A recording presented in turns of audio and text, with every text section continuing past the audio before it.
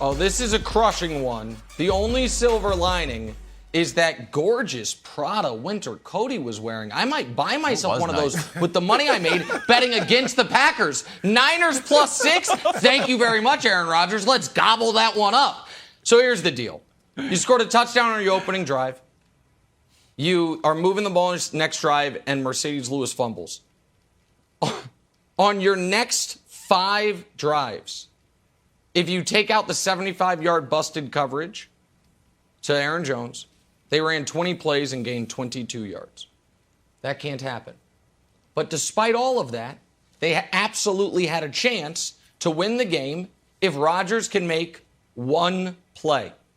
And before we even show it, let me remind you, last year, NFC Championship game, critical third down, instead of making the right play, running the ball, he tries to force it to a double-covered Davante Adams. Yep. Yesterday, after the blocked punt, 3rd and 11, what happens? Or 2 days ago, I don't know, all the days run together. Now we can show it.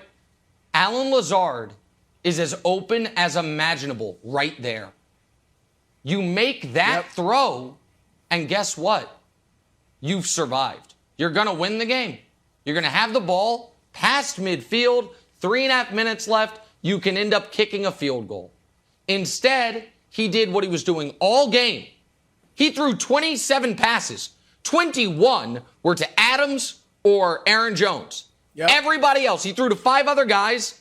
4 of them got 1 target. 1 of them got 2 targets. The Niners have a bad secondary, but you can't take advantage of it if you're throwing to the one guy who's double-teamed the whole game. So, Broussard, this is, I think, the single worst loss of Rodgers' career. And it is absolutely the type of loss that when you're talking about the greatest of the greats is a legacy changer. I think it's a killer for him. Wow. I agree with you totally. He completed 20 passes, Nick, to your point. 18 of them were to Davante Adams or Aaron Jones. He didn't spread the ball around. He wasn't even looking for the other guys, and you just illustrated it there where he missed Lazard on that late play. But I think this busted 2 myths that have surrounded Aaron Rodgers. All right. Myth number 1. Oh, if he were in New England instead of Brady, he would have more championships than Brady. No. He might have more than 1. I'll give him that. He probably has more than 1. But he wouldn't have more championships than Brady. He wouldn't have 6 like Brady won with Belichick in New England because Aaron Rodgers, as illustrated yesterday or Saturday, does not rise to the moment like Tom Brady does. It's as simple as that. All right, myth number 2. All right, and even you can throw in a Patrick Mahomes does now. All right, myth number 2, that we can blame the reason Rodgers doesn't have more than 1 Super Bowl appearance, let alone win, is because of his defenses over the years. Okay, sure, there were many times that the defenses didn't show up, or even, Mike McCarthy, for that matter. All right, but if you look at a lot of those games, Rodgers didn't show up either. Okay? When they lost in 2016 to Atlanta, everybody points out they gave up 44 points. Yeah, but they were down 24-0 at halftime. So the defense wasn't getting it done, 24 points and a half, but neither was Rodgers. 0 points and a half, and they were down 31-0. Go back a couple years when they lost to San Francisco in 2019.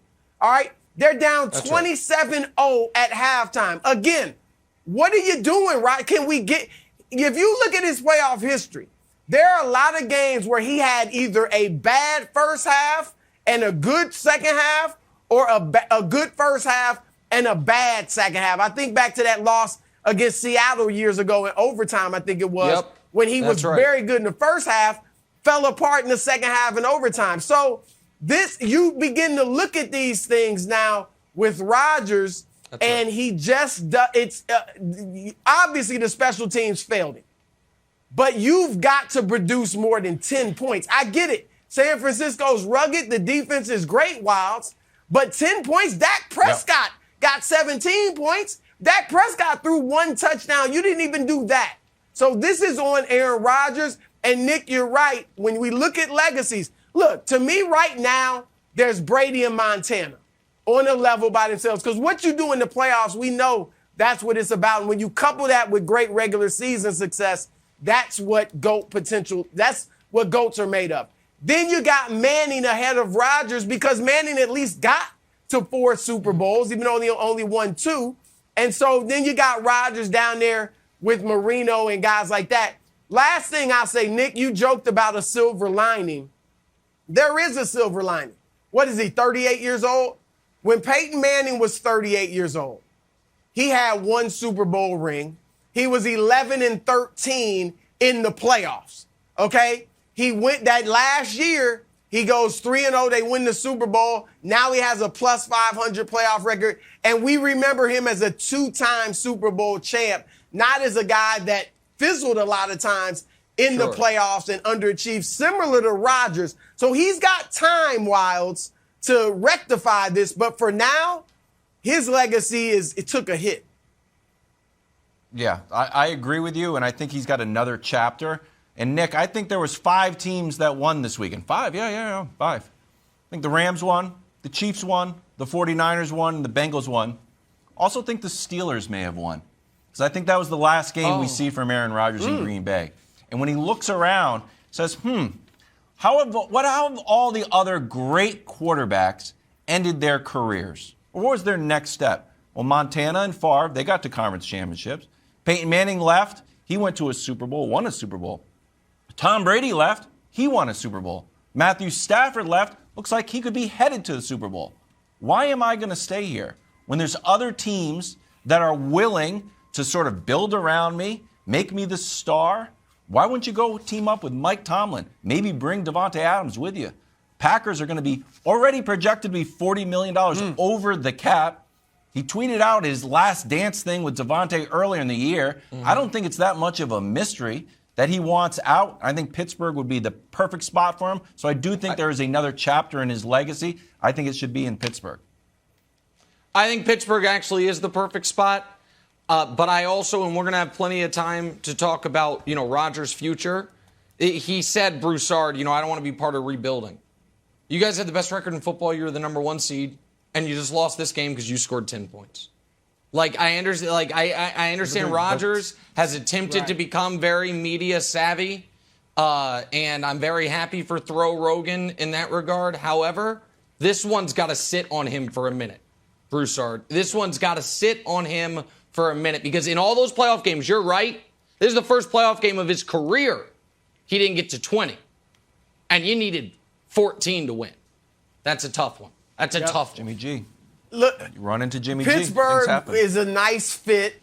There's no doubt about that. But remember, and Nick, you pointed this out in the back. You go into the conference with Patrick Mahomes, Joe Burrow, Josh Allen, all these young guns, Lamar Jackson. Yeah. So I think the perfect fit is New Orleans.